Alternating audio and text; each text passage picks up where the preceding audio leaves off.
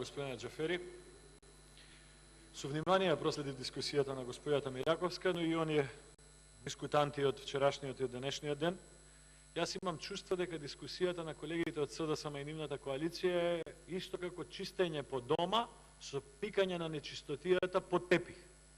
Прашината под тепих, ронките под тепих, пајажината под тепих. Значи, извештајот на Европската Унија е точен.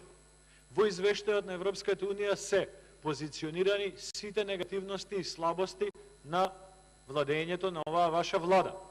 Не треба да се трудите под плаштот на едно и единствено прашање поврзано со тоа како ќе се вика државата, зашто се надевам ќе зборуваме во следниот период, да ги покривате сите неуспеси и катастрофи кои што на дело ги имате во секојдневното функционирање како влада.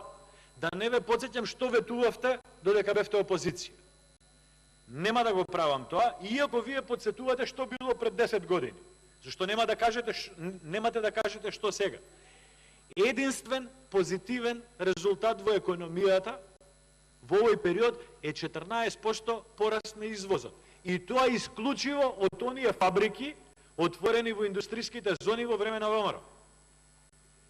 Базирано на тие, се друго ви е катастрофа. 0,1 пораст на БДП во период кога во Европа нема држава со помал раст од 3%. Сите сегменти од економијата не ви функционираат. Министерствата не ви работат. Нема изградба на училишта. Едно училиште немате изградено во една година. Едно единствено училиште немате изградено во една година. Се скапавте од жалење автопатите. Па не ги правите автопатите, кажете, ги запираме, тие пари ќе ги намениме за регионални патишта, за магистрални патишта, за локални патишта.